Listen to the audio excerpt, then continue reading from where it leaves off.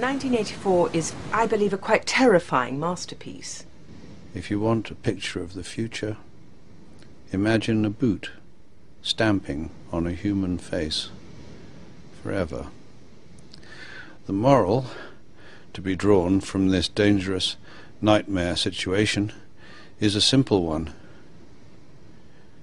Don't let it happen. It depends on you.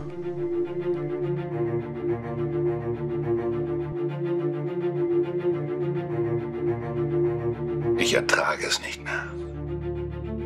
Diese Gender-Propheten in Kindergärten und Schulen, diese Multikulti-Geisteskranken. Deutschland ein toleranzbesoffenes Land, das nicht einmal einen 33-Jährigen von einem 17-Jährigen hergelaufenen, angeblich Minderjährigen unterscheiden kann. Investiert in diese stets traumatisierten 20-fach so viel wie in seine eigenen Kinder. Lässt seine Obdachlosen erfrieren und hungern. Statt seinen jungen Menschen Wehrhaftigkeit und den Willen zur Selbsterhaltung anzuerziehen, ihnen aber stattdessen beibringt, sich im Kampf gegen Nazi- und Klimanotstand nicht nur die Schule zu schwänzen, sondern sich gänzlich aufzuopfern und zwischendurch sich natürlich mit den wirklich wichtigen Fragen des Lebens zu befassen. Wie zum Beispiel, warum ich als heterosexueller Mann auf Analpenetration stehen sollte. Oder wie menstruiere ich Scharia-konform als drittes Geschlecht? Ich ertrage es nicht mehr, wie eine ganze Nation dem eigenen Niedergang tatenlos zuschaut.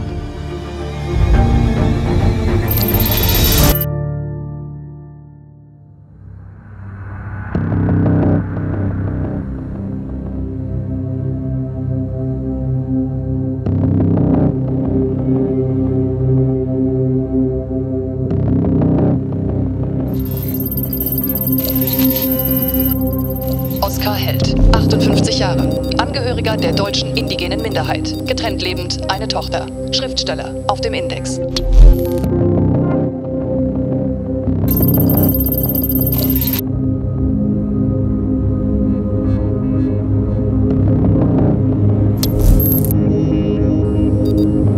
Toxisch maskulin, reaktionäre Gesinnung. Verbreitung von vielfaltsfeindlichen Publikationen in Schrift, Ton und Bild. Besitz von schädigenden Schriften.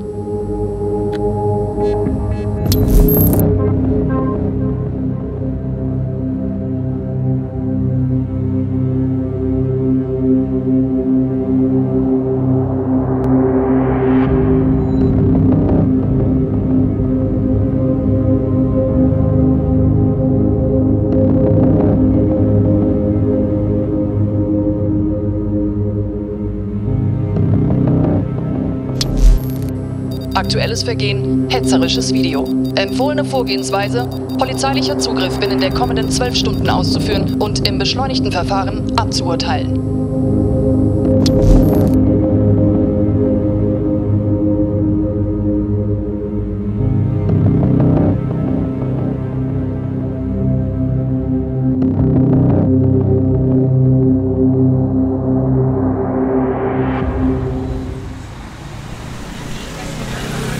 Buonasera, come stai? Tutto bene? Ciao, buonasera. Schmeckt es? Wunderbar. Das Leben ist einmalig, Mamma mia. Oskar! Komm, setz dich. Freue mich sehr, dich zu sehen. Ich freue mich auch. Du, ich habe gehört, was dir passiert ist. Ja, da muss man durch, mein Lieber. Optimistisch bleiben, weiterkämpfen, aber du kennst mich doch. Du bist der beste deutsche Buchautor. Wie Umberto Eco. Und du bist und bleibst ein Charmeur. Aber wie kannst du meine Bücher loben, wenn du noch nie eins gelesen hast davon? Aber meine Gäste sagen, dass du sehr gut Bücher schreibst. Apropos Umberto Eco. Er hat schon damals gesagt, der Faschismus von heute hat rein äußerlich nichts mit dem aus der Vergangenheit zu tun. Keine Uniformen, kein Stechschritt, kein erhobener Gruß, nichts. Er ist modern, raffiniert verpackt und wird mit PR verkauft. Aber der Geist, der dahinter steckt, diese absolute Kontrolle, diese Ausbeutung, die Mediengleichschaltung, die Zensur und diese Lügen, die Resultate sind dieselben.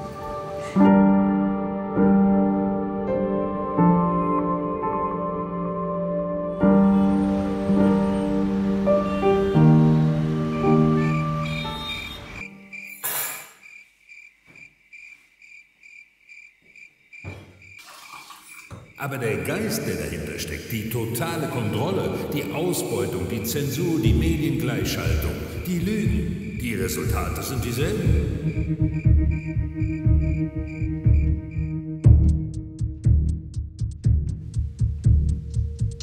Angeklagter, Ihnen wird vorgeworfen, Zuwanderer in ihrer Würde verletzt zu haben.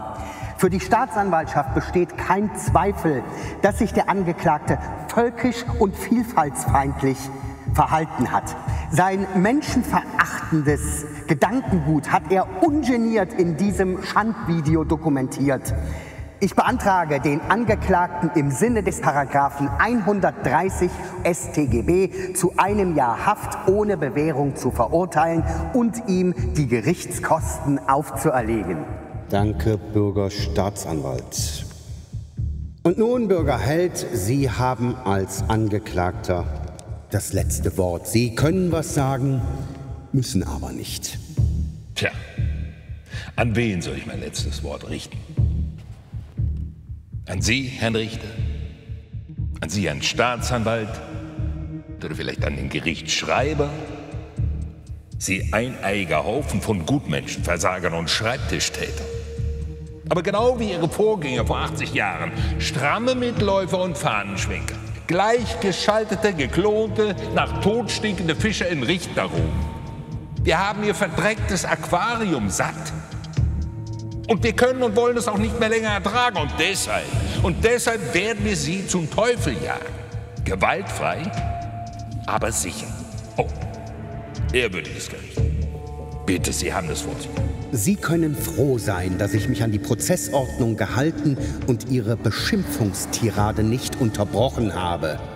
Alleine dafür, dass Sie das reaktionäre Wort Herr benutzt haben, anstatt Bürger, müsste ich Sie zu einer weiteren Geldstrafe verurteilen, aber ich werde Gnade walten lassen. Dies ist der eindeutige Beweis, dass wir in unserer bunten Republik Demokratie leben. Bitte erheben Sie sich.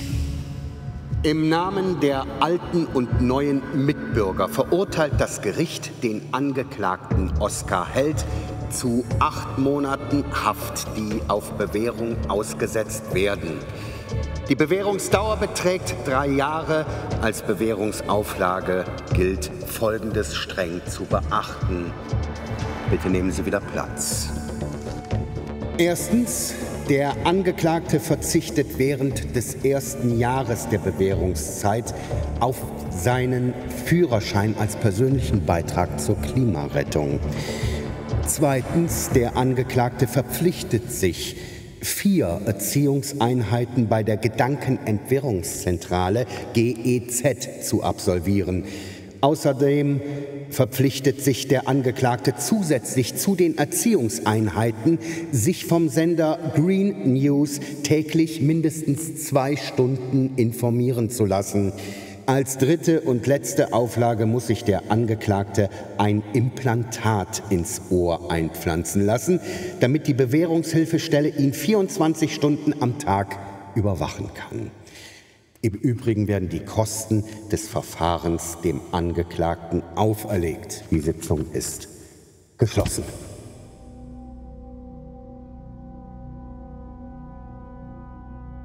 Ich heiße immer noch Mohammed Salam.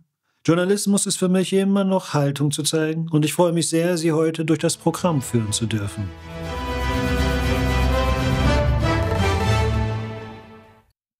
Verhalten wir uns rechtsextrem und den Völkern Afrikas und Asien gegenüber rassistisch, wenn wir uns jeden Tag statt nur 3-mal pro Woche duschen?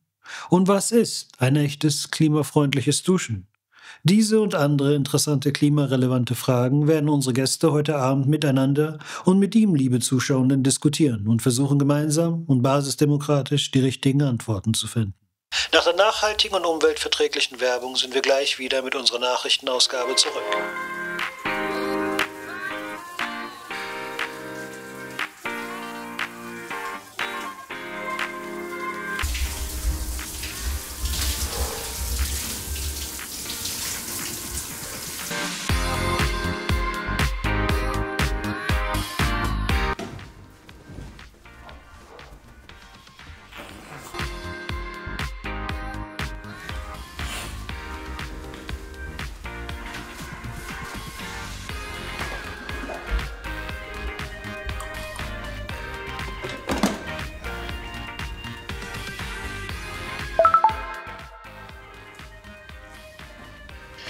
Oskar, ich habe wirklich nichts dagegen, dass du dich mit Charlie weiterhin triffst. Aber du weißt, die Familienrichterin sieht das völlig anders.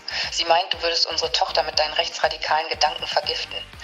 Naja, deshalb mein Vorschlag, halt dich doch einfach mit deinen Äußerungen in der Öffentlichkeit zurück. Und übrigens, wir sind jetzt schon seit 3 Jahren nicht mehr zusammen. Ich fände es einfach mal an der Zeit, dass wir die Scheidung einreichen.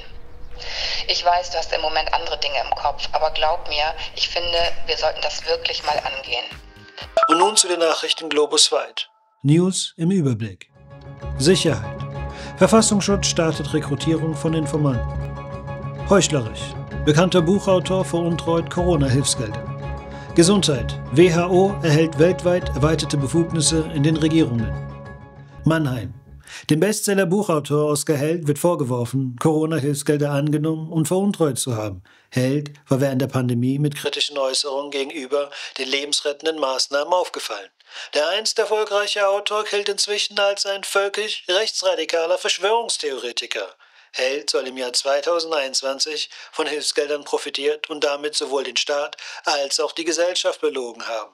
Der Autor wollte zu den Vorwürfen keine Stellung nehmen. Genf. Die Weltgesundheitsorganisation WHO soll weltweit erweitert... Hallo? Hallo Oskar. Hallo Eva. Hast du gehört, was da gerade gelaufen ist? Ich weiß, ich hab's gerade gehört. Diese Neofaschisten, die wollen mich fertig machen. Du hast keine Künstlerunterstützung beantragt, oder? Nein, sag mal, was hältst du von mir? Jahrelang kritisiere ich diese Maßnahmen und riskiere alles. Und dann soll ich von denen Geld nehmen? Hältst du mich für so rückgratlos? Nein, ich habe weder was beantragt noch bekommen, nein. Oskar, ich glaube, das Ganze hat eine Methodik. Sie bewerfen einen mit Dreck und hoffen, dass irgendetwas hängen bleibt. Ich glaube, du brauchst einen Anwalt. Natürlich brauche ich einen Anwalt. Selbst wenn wir sie später gerichtlich zwingen sollten, eine Richtigstellung zu veröffentlichen, dann werden nicht weniger Menschen weiterhin glauben, ich wäre ein Heuchler und Opportunist. Diese Schweine. Ruf bitte sofort Klaus an. Natürlich rufe ich Klaus an. Er muss eine Verleumdungsklage aufsetzen. Notfalls fahre ich direkt zu ihm ins Büro. Übrigens, Elisabeth hat angerufen und auf die Mailbox gesprochen. Sie sagte, es täte ihr leid, dass Charlie und ich, dass wir uns zurzeit nicht sehen dürften. Und sie hat auf die Scheidung angesprochen, um die ich mich endlich mal kümmern sollte. Ja, das mit der Scheidung finde ich richtig. Ihr seid ja schon seit über 3 Jahren getrennt. Übrigens, der Saal in der Schimperstraße, den wir für deine Lesung gemietet hatten... Ja, was ist damit? Abgebrannt? Abgebrannt nicht. Aber der Vermieter ist vom Vertrag zurückgetreten. Sie waren nämlich mit einem Schlägertrupp bei ihm. Diese Schweine. Wann endet endlich dieser Albtraum? Irgendwann sicher. Aber das macht alles so müde, verstehst du? Ich weiß. Du wegen heute Abend, Soll ich uns heute Abend was zu essen mitbringen oder willst du wieder bei Giuseppe essen gehen? Nee, ich hab keinen Bock auf viele Leute, weißt du was, ich koche uns was, ja? Ich freue mich. Bis heute Abend. Ja, bis heute Abend, also tschüss.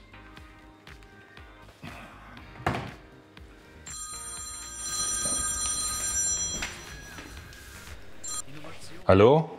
Guten Tag, Bürgerheld. Hier ist Schneider von der Bewährungshilfestelle. Wer? Bürgerheld, Sie wissen doch Bescheid. Ich habe nicht so viel Zeit. Ihr Handy war die ganze Zeit besetzt. Entschuldigung, wer sind Sie und was wollen Sie von mir? Ich bin ganz in Ihrer Nähe und bin in 5 Minuten bei Ihnen. Dann erkläre ich Ihnen alles. Machen Sie mir bitte die Tür auf, wenn ich klingle. Ja, bis gleich. Berlin. Der Ethikrat der Regierung und die beiden großen Kirchen haben beschlossen, Weihnachtsmärkte in Wintermärkte umzubenennen.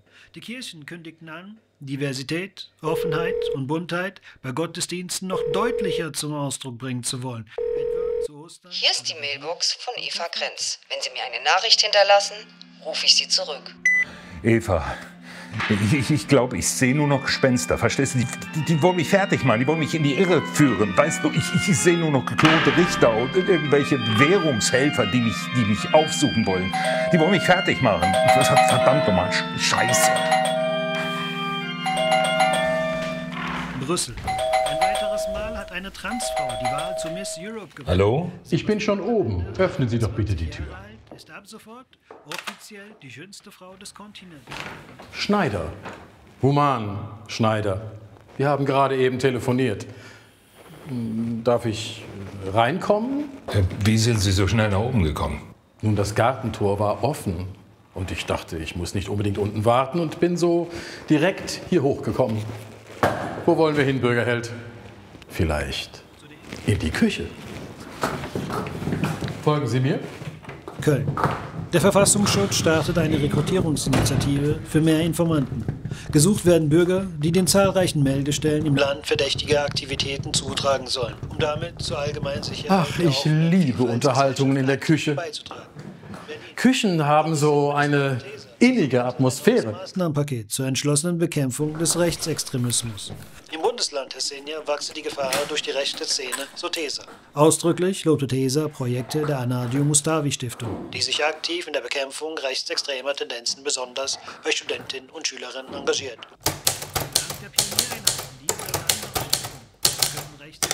Setzen Sie sich und hören Sie einfach zu. Wie gesagt, mein Name ist Human Schneider. Mein Pronomen ist they, them. Aktuell versuche ich they und dem. Also Sie können mich gerne Bürger Day Schneider nennen. Wer sind Sie? Was wollen Sie von mir? Sehen Sie, ich bin von der Bewährungshilfezentrale. Und ich bin hier, um Ihnen dieses kleine Teil ins Ohr zu implantieren. Damit sind wir, also Sie und ich, 24 Stunden permanent verbunden. Ich möchte natürlich nicht alles, was Sie sagen, immer mitbekommen. Das können Sie sich ja vorstellen. Im Übrigen, dieses Teil löst sich auf, von selbst. Aber erst, wenn Sie die Erziehungseinheiten, die 4, wenn Sie die abgeschlossen haben. Sie wissen, bei der GEZ, bei der Gedankenentwährungszentrale. Und nun gestatten Sie mir, dass ich Ihnen dieses Teil... Einen Teufel werde ich tun. Warum sollte ich? Was maßen Sie sich an, Bürger Day Schneider? Am besten verschwinden Sie wieder. Moment. Ich werde Ihren Widerstand bewusst hier nicht dokumentieren. Passen Sie gut auf. Wenn Sie die Auflagen des Gerichts nicht erfüllen, dann wandern Sie ins Gefängnis. Muss ich deutlicher werden? Also, lassen Sie mich das doch einsetzen, ja? Das geht schnell und tut auch nicht weh. Na, alles ganz harmlos. Es geschieht alles zu Ihrer Gunst. Und Sie werden mitbekommen, wie gut sich der Staat um Sie kümmert. Und das nennen Sie auch noch kümmern. Interessant. Ach, Bürgerheld, wenn ich die tollen Motive hier im Flur sehe, frage ich mich, wie konnten Sie sich von dieser wunderbaren Lehre trennen und sich stattdessen dieser menschenverachtenden Ideologie zuwenden? Traurig, Bürgerheld, sehr traurig. Ach, 2 Hinweise noch. Ich muss das Implantat von der Ferne aus testen. Es kann also sein, dass zu Beginn ein unangenehmer Ton zu hören ist. Nicht erschrecken, bitte. Und der zweite Tipp, wenn Sie sich für heute Abend etwas vorgenommen haben, sagen Sie es besser ab. Das Programm beginnt heute Abend.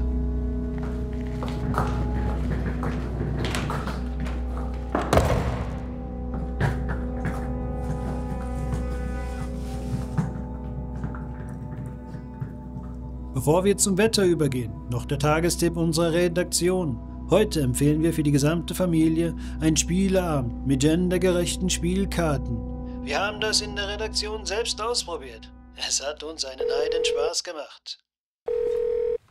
Hier ist die Anwaltskanzlei Scherer. Im Moment kann ich nicht ans Telefon. Hinterlassen Sie mir eine Nachricht und ich rufe Sie zurück. Klaus, mein Freund, du musst mir helfen. Ich werde diffamiert. In den Medien behaupten sie, ich hätte irgendwelche Corona-Hilfen beansprucht. Das ist eine glatte Lüge. Ich habe weder Corona-Hilfe noch sonst irgendwelche finanziellen Unterstützungen erhalten. Bitte setz eine strafbewährte Unterlassungserklärung auf oder einstweilige Verfügung oder was weiß ich. Du bist der Anwalt. Klaus, mein Freund, ich habe deine Hilfe noch nie so gebraucht wie heute. Die wollen mich fertig machen, die wollen mich zerstören. Das ist eine widerliche Schmutzkampagne gegen mich. Inzwischen fange ich an, mir irgendwelche Gerichtsprozesse vorzustellen oder gegenderte Bewährungshelfer, die mich aufsuchen wollen. Aber ich bin nicht verrückt. Es ist ein Albtraum. Und übrigens, Elisabeth hat angerufen. Sie will die Scheidung.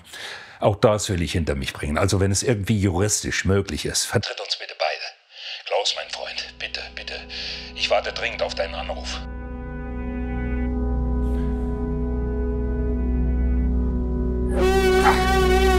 Verzeihung, Bürgerheld, ich bin gerade am Aktivieren und Testen des Implantats. Es ist immer am Anfang etwas unangenehm, aber sobald es sich eingestellt hat, läuft alles reibungslos. Ich sehe bei mir, der Anzeiger ist nun im optimalen Bereich.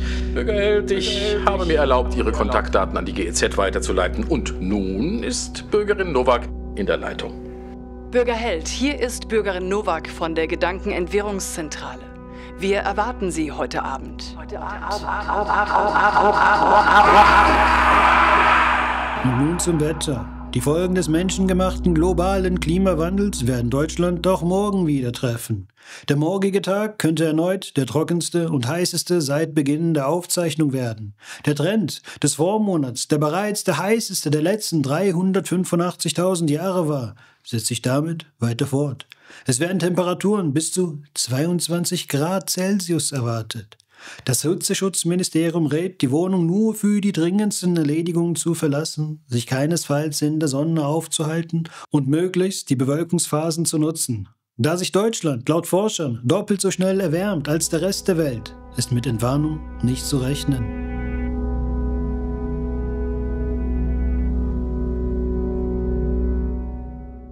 Herzlich willkommen, Bürger Held in der GEZ, zu Ihrer ersten Erziehungseinheit. Wir von der Gedankenentwirrungszentrale freuen uns einerseits auf Sie und auf der anderen Seite bedauern wir, dass Sie sich in diese Lage gebracht haben, dass Sie heute hier sein müssen. Wiederholen Sie bitte. Ich bedauere mich selbst. Ich bedauere mich selbst. Dass es so kommen wird, war abzusehen. Jahrelang waren Sie unser Vorzeigeliterat und ein ideologisch gefestigter, linker Bürger unserer bunten Republik. Heute sind Sie leider ein Vorbestrafter. Bürgerheld? Ich bin heute ein Vorbestrafter. Vorbestrafter, weil die Gerichtsbarkeit Ihren rechtsradikalen Umtrieben Einhalt gebieten musste. Sie sind selbst schuld an Ihrem Schicksal. Ich bin selbst schuld an meinem Schicksal. Ich bin Bürgerin Nowak und werde Sie in den kommenden 4 Erziehungseinheiten begleiten. Sie werden bald merken, alles hier geschieht nur zu Ihrem Besten. Alles hier geschieht zu meinem Besten. Dank unserer geschärften Wahrnehmung sind wir heute eine Gemeinschaft von guten, sensiblen, toleranten, mitfühlenden und empathischen Menschen. Und mein Ziel als Ihre Mentorin ist, dass Sie, Bürgerheld, wieder zu dieser Gemeinschaft gehören, so wie einst, bevor Ihre Gedanken vergiftet wurden und Sie begonnen haben, subversiv zu denken und zu handeln. Bürgerheld, was möchten Sie? Ich möchte zu den Guten gehören. Und die Chance haben Sie, denn wir sind das Gute und das Gerechte. Sie aber ein noch in die Irre geführter, indigener Untertan. Ein Untertan Ihrer eigenen toxischen, menschenverachtenden, rechtsradikalen und völkischen Ideologie, von der wir Sie in den bevorstehenden Sitzungen befreien werden. Diese Ideologie nannten Sie irrtümlich Leitkultur. Sie haben sich sogar angemaßt, von einer deutschen Leitkultur zu sprechen. Dabei haben Sie übersehen, dass gerade diese deutsche Leitkultur der Menschheit Elend und Zerstörung gebracht hat. Und daher gilt für uns die Lösung, nur in der Vielfalt liegt die Erlösung. Bürgerheld. Gerade ich als Schriftsteller, und daran werde ich künftig arbeiten, werde mit meinen Essays, Romanen und Werken unsere bunte Gemeinschaft noch für mehr Toleranz sensibilisieren. Vielen Dank. Die GEZ wünscht Ihnen eine angenehme Nacht. Euch leistet Widerstand gegen den Faschismus in Ihrem Land. Auf die Barrikaden! Rechte Gewalt, größte Gefahr für die Demokratie. Diese Staatspropaganda ist so schwer zu ertragen. Und was ist das für ein Staat, der auf die Schaffung eines Feindbildes angewiesen ist? Und wer bin ich überhaupt, um gegen solch einen Staat vorzugehen? Wäre es nicht besser für mich, wenn ich diesen Zustand als real, totalitär anerkenne und versuche, so wie die Mehrheit der Menschen hier, mit ihm klarzukommen, mich quasi zu arrangieren, mich ihm anzupassen? Alle schreien Gefahr von rechts. Aber keiner denkt daran, würde diese rechte Gewalt nur ansatzweise in diesem Ausmaß existieren, müssten Linkszentren in Schutt und Asche liegen. Brandanschläge auf Büros und Autos von linken Organisationen würden zur Tagesordnung gehören, aber nichts, gar nichts davon passiert. Gott sei Dank. Auch ich wollte den Nazi bekämpfen, den es nicht gab und von dessen Nicht-Existenz ich bereits wusste, aber zu feige war, um es auszusprechen.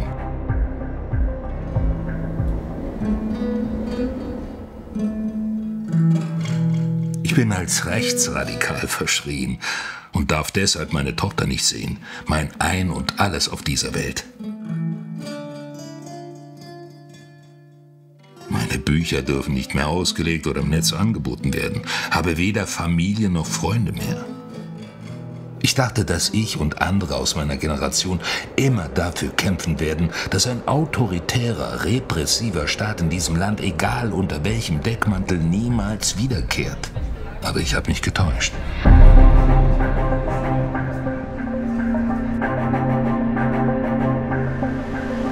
Hallo Klaus, bist du schon bei Franks? Ich bin gleich bei dir. Nein, deshalb rufe ich an. Ich verspäte mich um eine Stunde. Was? Oh, um eine Stunde? Warum? Ich habe hier einen Mandanten und der besteht darauf, mich zum Essen einzuladen. Aber Entschuldigung, wir sind zum Essen verabredet. Ich weiß, aber sorry, ich kann nicht absagen. Er ist ein wichtiger Mandant. Fang an, ich komme nach. Okay. Du kannst ja schon dein Essen bestellen. Brauchst nicht auf mich zu warten. Sorry. Okay, wie du meinst. Also, bis nachher. Bis nachher. Tschüss. Tschüss.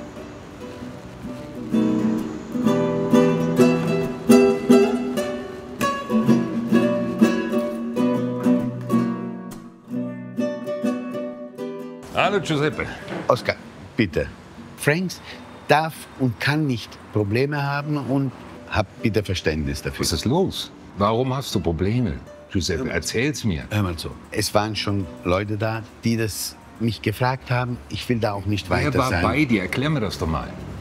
Schau mal.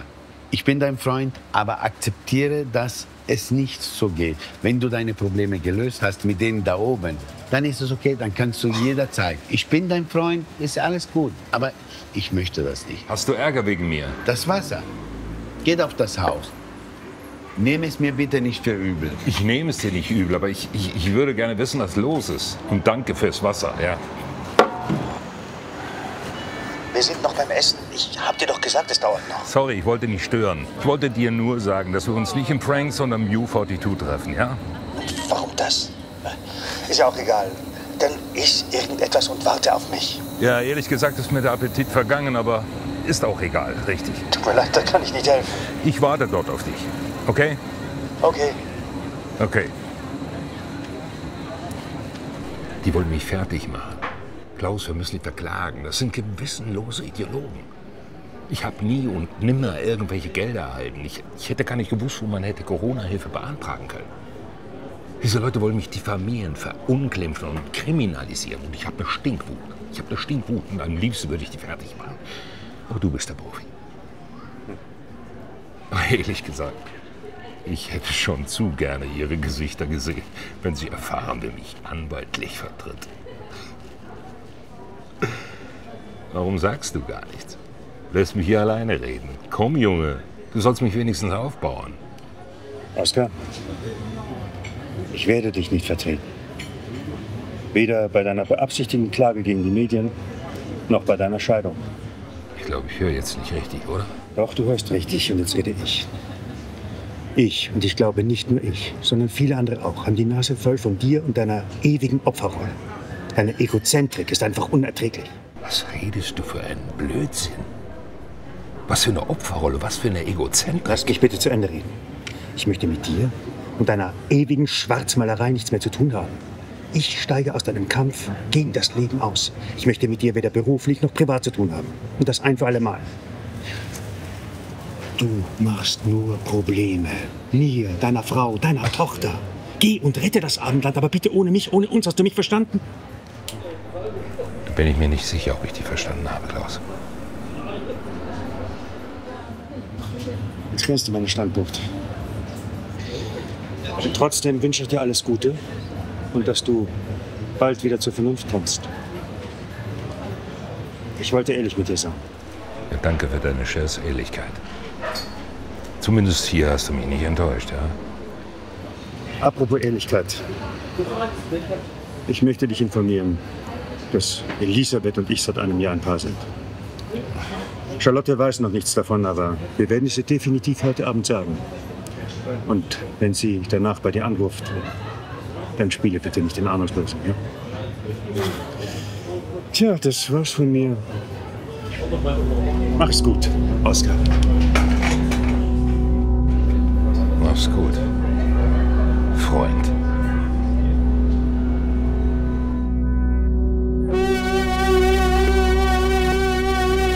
Ich bitte um Entschuldigung. Die Technik mit diesem Implantat, die ist wirklich verbesserungsbedürftig. Bürgerheld, verzeihen Sie mir, aber ich will mich nicht einmischen. Aber dieser Bürger Klaus Scherer, der war nie Ihr richtiger Freund. Außerdem ist er mit Ihrer noch Ehefrau nicht seit einem Jahr zusammen, sondern seit über 4 Jahren. Das geht mich auch nichts an. Lassen Sie dennoch den Kopf nicht hängen, Bürgerheld, und denken Sie an Ihre zweite Erziehungseinheit heute Abend. Sie machen Fortschritte, wurde mir seitens der Bürgerin Nowak berichtet. Ich denke, der Mann treibt durch. Was ist los mit ihm? Ich glaube, er ist ein Buck. Buck? Was ist das? Buck bedeutet Bürger unter Kontrolle. Was? Bürger unter Kontrolle.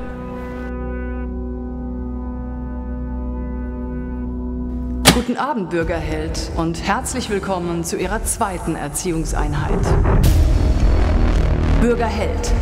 Längst sind wir dank unserer Evolution keine Nation mit pathologisch kranken, inzestuösen Verbindungen von Vater, Mutter, Tochter, Sohn, Onkel, Tante, Großeltern, Großtanten, sondern aus samenspendenden und gebärenden Personen.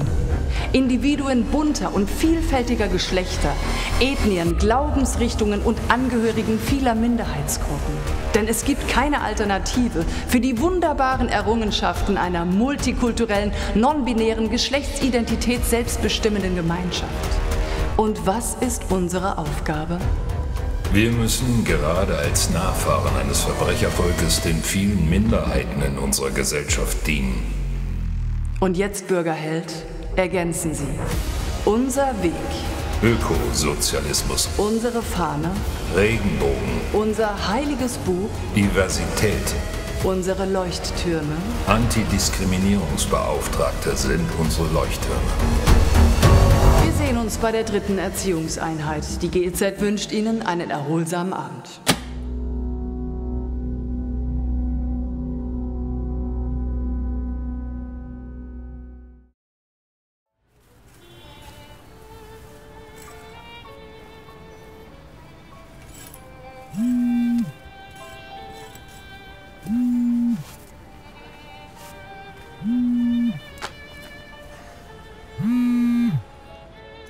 Hallo Maus, schön dich wenigstens hier zu sehen. Papa, wann können wir uns wiedersehen? Ich vermisse dich. Ich fürchte, ich kann es dir nicht sagen, Prinzessin.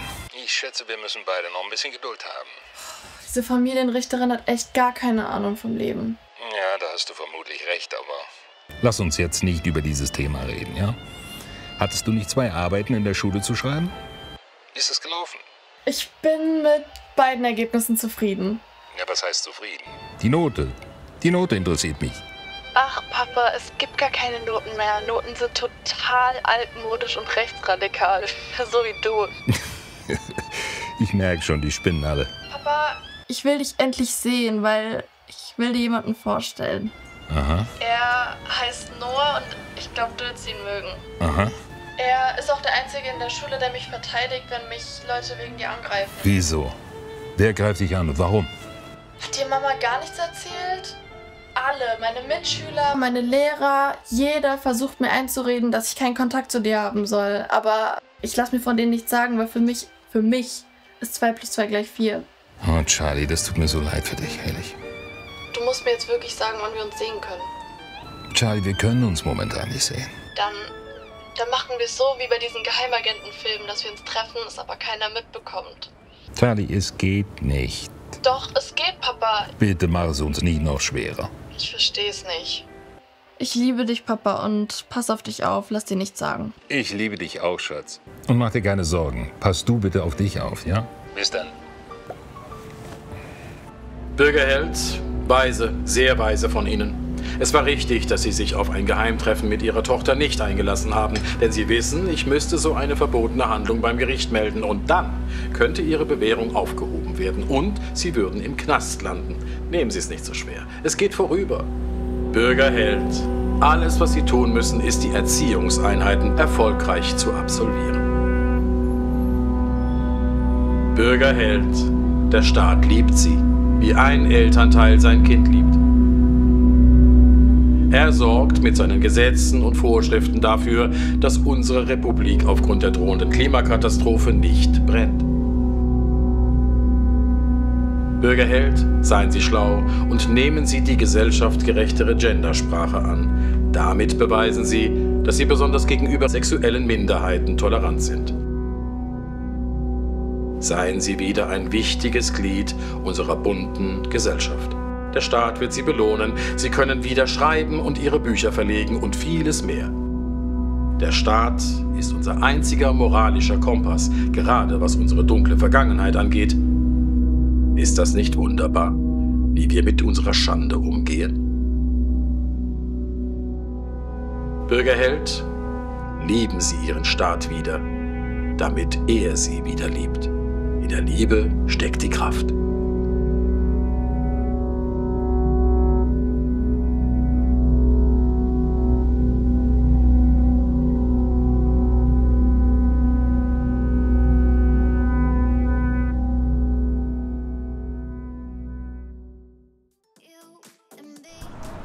Erfolg 20 bitte.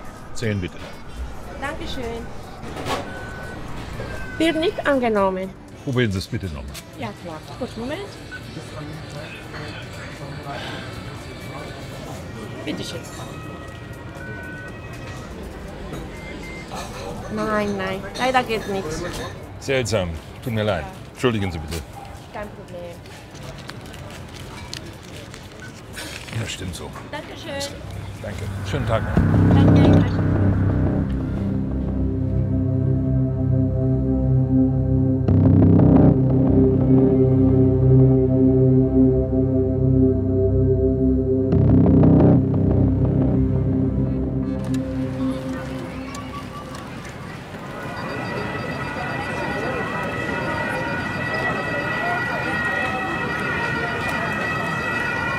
Konto existiert nicht, Karte wird einbehalten.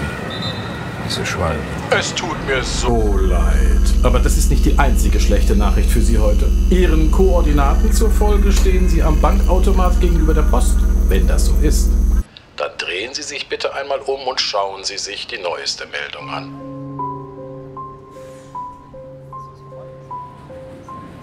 Krenz Verlag trennt sich von seinem inzwischen als völkisch geltenden Autor Oskar Held. Geschäftsführerin Eva Krenz bestätigte dies, wollte aber die Meldung nicht weiter kommentieren. Isolationsstufe 3.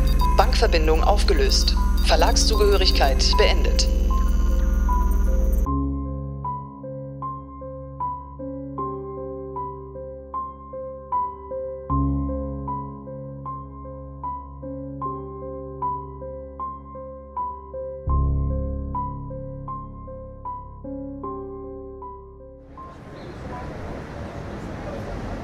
Wissen Sie, Sie kennen meine persönliche Situation.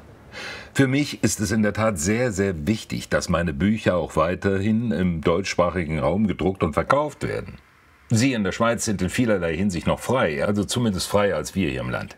Das stimmt, Herr Held. Deswegen sind wir mit unserem Verlag von München in die Schweiz umgezogen. Hier genießen wir noch die Freiheiten und können Dinge sagen, die in der Heimat nicht mehr gesagt werden dürfen. Aber ich möchte mich jetzt hier in diesem Online-Meeting nicht auf eine politische Grundsatzdiskussion einlassen. Lassen Sie uns beim aktuellen Thema bleiben, Herr Held. Apropos Herr Held, Sie wissen, dass inzwischen die Anrede Herr und Frau verboten sind und nur noch mit Bürger und Bürgerin angesprochen werden darf. Also bitte aufpassen, sonst riskieren Sie noch eine Erziehungseinheit. Ich bleibe auf jeden Fall bei Herrn und Frau und riskiere eine Erziehungseinheit. Aber Spaß beiseite. Es wäre schon eine Bereicherung für unseren Verlag, Ihre neuen Werke hier verlegen zu dürfen. Ich werde Ihr Angebot zur Zusammenarbeit mit meinen Kollegen erörtern und Ihnen dann eine offizielle Einladung zukommen lassen. Wollen wir das so machen, Herr Held? Ja, sehr gerne. Ich würde mich sehr freuen, Sie in der Schweiz besuchen zu dürfen. Dann bis dahin wünsche ich Ihnen auf jeden Fall Durchhaltevermögen und auf Wiederschauen. Danke und auf Wiedersehen.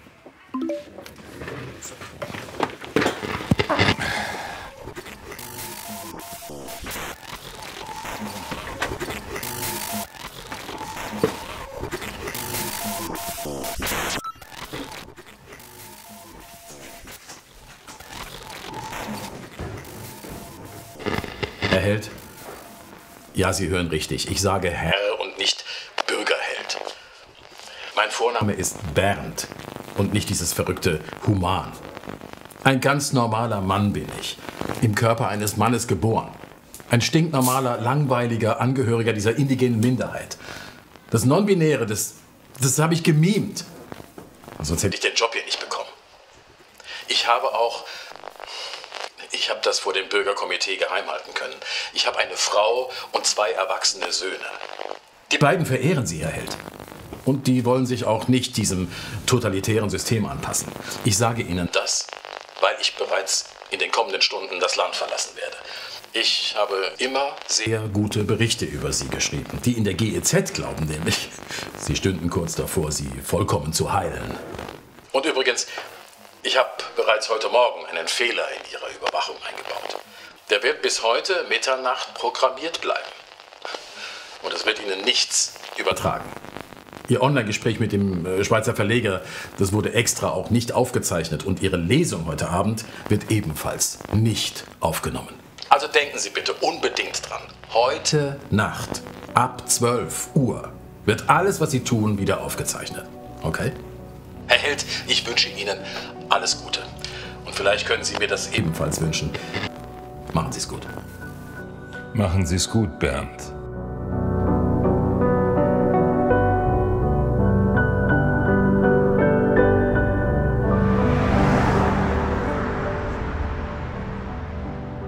Patrick war am Ende seiner langen Reise angekommen. Am Grab seines Vaters, den er nie zu sehen bekam, fragte er sich, ob er hier nicht am Grab eines Fremden steht. Dann fiel sein Blick auf die Inschrift. Die Freiheit ist und bleibt eine wilde Pflanze. In diesem Moment erkannte er ist seines Vaters Sohn. Vielen Dank. Dann wollen wir jetzt hoffen, dass wir für diesen Roman auch einen Verlag finden. Und noch etwas. Ich danke Ihnen sehr für diesen Mut, den Sie heute Abend bewiesen haben, hier zu dieser Lesung zu kommen. Dankeschön dafür.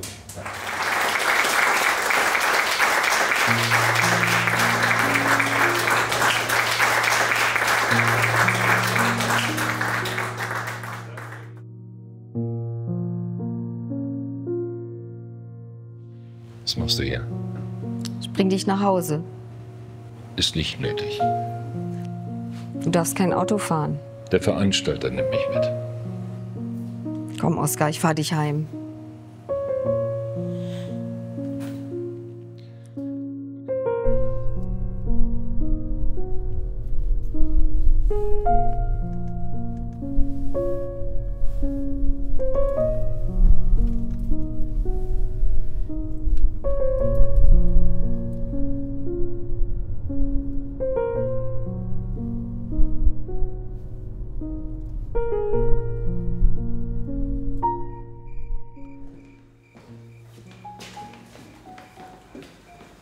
Ich möchte ein Wasser. Möchtest du auch was trinken?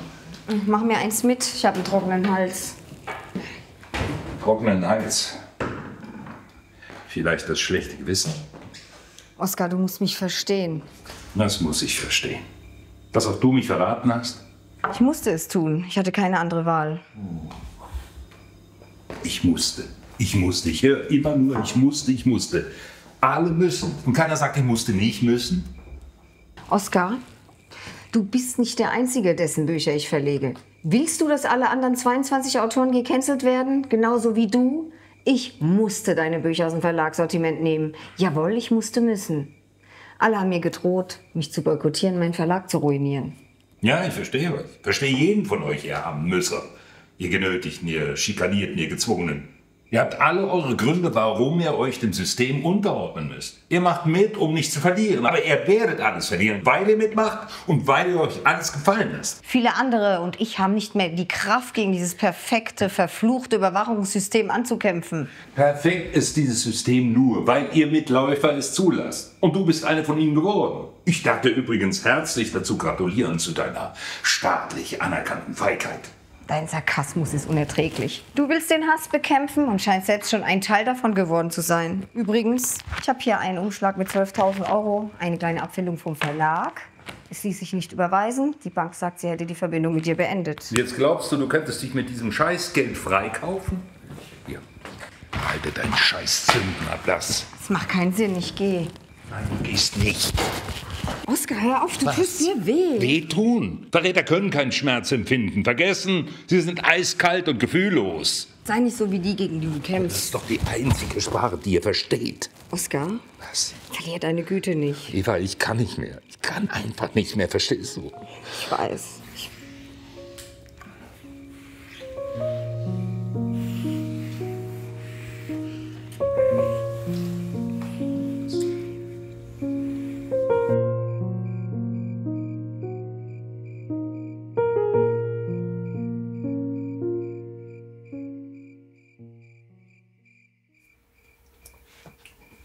Es tut mir leid, es geht nicht. Es ist okay. Es ist nicht schlimm. Ich kann es dir gerade nicht wirklich erklären.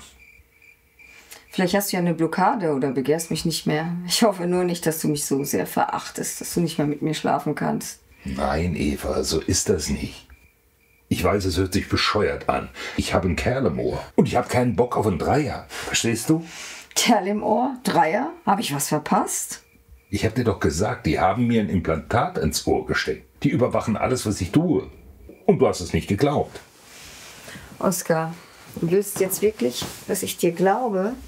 Eva, es ist so, wie ich es dir sage.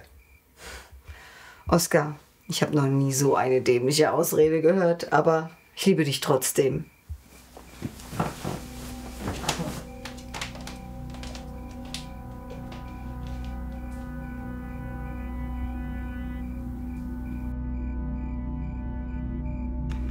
Guten Abend, Bürgerheld. Ich begrüße Sie zu Ihrer dritten und vorletzten Erziehungseinheit. Unser Thema ist heute Zivilcourage im Umgang mit der verfassungsfeindlichen Opposition. Wir alle begrüßen in der Demokratie die Opposition. Das ist ein Merkmal unserer wunderbaren pluralistischen Gesellschaft. Aber diese Rechtsradikalen und Nazis haben weder in unseren Parlamenten noch in unserem gesellschaftlichen Leben eine Daseinsberechtigung. Es ist höchste Zeit, sie endgültig aus unserer toleranten Gemeinschaft zu verbannen. Und was lernen wir daraus? Wer verfassungsfeindliche Opposition nur als rechtspopulistische oder demokratische Partei bezeichnet, verharmlost diese Verbrecher. Und wer sind diese Verbrecher? Das sind in die Irre geleitete indigene Gruppen mit ihrer toxischen, menschenverachtenden, rechtsradikalen und völkischen Ideologie. Bürgerheld, ich möchte Ihnen gratulieren. Einstimmig haben wir hier in der GEZ Sie für die Kommission zur Verteidigung der Demokratie ernannt.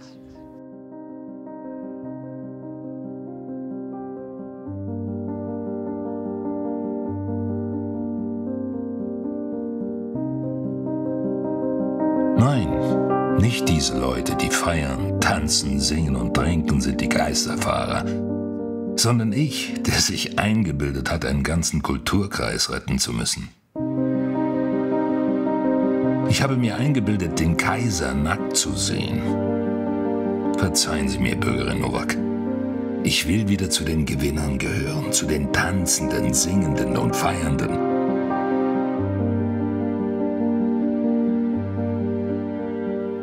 Uns allen geht es gut und es liegt an uns, ob wir an diesem großen Glück teilhaben wollen oder nicht. Richtig, Bürgerin Nowak? Nimm mich mit. Ich bin dabei. Guten Morgen. Hallo. Ich hätte gerne 4 Äpfel. Jawohl. Und den. Die 4? Abschlussbericht. Entmaskulinisierung 40%. Entrechtsradikalisierung 96%. Resozialisierungsaussicht 99%.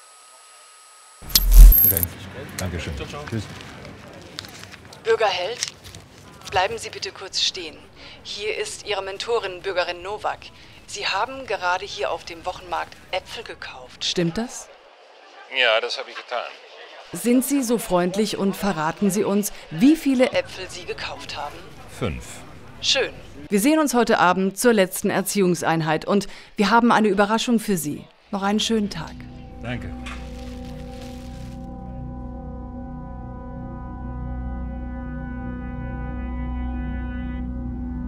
Na, Bürgerheld? Mit dieser Überraschung haben Sie nicht gerechnet, stimmt's? Stimmt, ja. Sie hatten mir zwar einen Dresscode für heute Abend genannt, aber damit habe ich ehrlich gesagt nicht gerechnet. Und jetzt geht's auch schon los, wie ich höre. In 5, 4. Guten Abend, liebe Bürgerinnen, Bürger und Diverse unserer bunten, schönen und gerechten Republik. Ich begrüße Sie recht herzlich zu unserer beliebten Sendung. Verzeiht mir, ich habe meine Fehler erkannt, live und direkt. Unser heutiger Gast ist jemand, den wir alle vermisst haben. Er war einst ein erfolgreicher Bestsellerautor, der allerdings eine schwierige Krise zu meistern hatte und jetzt endlich wieder zu sich gefunden hat. Bürger Held, ich freue mich sehr, Sie heute in unserer Sendung begrüßen zu dürfen. Und ich bin begeistert, dass Sie den Mut aufweisen werden, Ihre Fehler einzugestehen.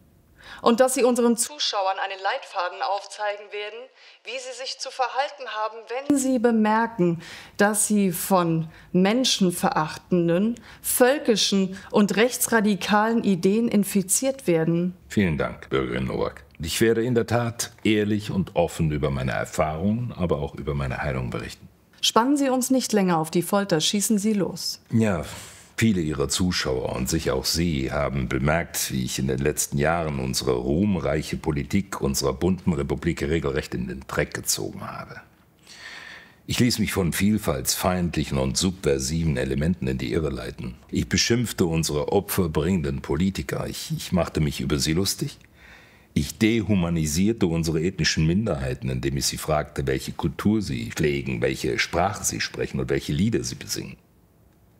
Wie konnte ich mir anmaßen, eine Frau, die als Mann geboren ist, biologisch als solcher gilt und auch als Mann im Standesamt eingetragen ist, als Mann zu bezeichnen? Wieso war mir nicht bewusst, dass Geschlechter nur soziale Konstrukte sind und die mit diesem rechtsradikalen Schulfach Biologie nichts gemeinsam haben? Ich bin Ihnen dankbar für Ihre Offenheit. Wie geht es mit Ihrer Zukunft weiter? Ich bin stolz, verkünden zu können, dass ich zum Mitglied der Kommission zur Verteidigung der Demokratie ernannt wurde. Jetzt kann ich mit anderen Kulturschaffenden gemeinsam am Aufbau unseres Ökosozialismus mitarbeiten. Wunderschön, Bürger Held. Wir könnten Ihnen stundenlang zuhören. Wissen Sie, Bürgerin Nowak, ich schäme mich regelrecht in Grund und Boden für das, was ich gesagt habe. Es ist vorbei. Nein, es ist noch nicht vorbei. Für mich ist es noch nicht vorbei. Ich leide immer noch unter meiner braunen Vergangenheit. Stellen Sie sich vor, ich habe unseren Wirtschaftsminister kritisiert, weil er 430.000 € für einen persönlichen Fotografen ausgab. Oder ich redete auch schlecht über unsere Außenministerin, weil sie 137.000 € für Schminke ausgab. Und ein paar lächerliche Millionen für Partys. Also nun ja, Bürger Held, das sind schon ordentliche Beträge. Natürlich ist das nicht viel Geld. Was sind denn 430.000 € für einen persönlichen Fotografen eines Wirtschaftsministers, der uns in der Welt repräsentiert und der für unsere bunte Republik die besten Wirtschaftsverträge aushandelt? Oder was sind 137.000 € für Schminke für eine Außenministerin, die unsere Regenbogenfahne in die Welt hinausträgt? Und ein paar lächerliche Millionen für Partys. Ich bitte Sie, das ist doch nicht viel Geld. Natürlich sind das große Beträge und darüber müssen wir reden. Schweigen Sie. Sie mimen hier eine treue, brave Bürgerin zu sein, aber in Wahrheit sind Sie eine Simulantin. Geben Sie es doch zu, Sie hassen unsere bunte, vielfältige Republik. Sonst hätten Sie nicht versucht, unsere Politiker schlecht zu machen. Also ich habe das bei Ihnen gleich gemerkt. Ich weiß nicht, wie es den Zuschauern zu Hause geht, aber ich habe Sie durchschaut. Okay, Schluss mit dieser Komödie. Regie, wir brechen an der Stelle ab. Schluss, aus, vorbei. Schluss. Wir hören Was haben auf. Sie geglaubt? Haben Sie geglaubt, Sie könnten mich hier vorführen? Es wird Ihnen nie gelingen. Haben Sie geglaubt, Sie könnten uns mit Ihrer billigen Propaganda, mit Ihren intelligenzbeleidigenden Parolen und widerwärtigen Gehirnwäsche versuchen, uns für Tag ein, Tag aus, für ewig manipulieren? Schluss jetzt mit dieser Sendung, Schluss! Was haben Sie und Ihre schmarotzenden Zunftkollegen sich eingebildet? Dass Schwarz-Weiß ist, nur weil ihr das in euren noch mächtigen Medienarmadas behauptet? Habt ihr und eure korrupten Politiker gedacht, Lügen, Verdrehen, Behaupten, Bedrohen und Zersetzen genügt? Ihr habt uns die Freiheit abgepresst und geraubt und euch unser Vermögen und unsere Zukunft zur Beute gemacht. Und dann, damit wir uns nicht wehren, habt ihr uns verleumdet, geframed, angeschwärzt, denunziert und in die Ecke gestellt. Die Geschichte wird euch zerkauen und ausspucken. Sie wird über euch hinwegfegen, wie über jeden dreckigen Kommunisten, wie über jeden dreckigen Nazi, wie über jeden dreckigen Ökofaschisten. Was glaubt ihr zu sein, dass ihr glaubt, uns Menschen, auch die da draußen, die uns jetzt alle hören können, alle brechen zu können? Wir atmen die Freiheit und ihr könnt die Freiheit nicht besiegen, denn ihr seid nichts.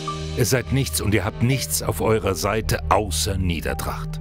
Wir verweigern euch die Gefolgschaft, wir bieten euch die Stirn, wir sagen die Wahrheit, wir bleiben uns treu und wir lassen uns nicht brechen.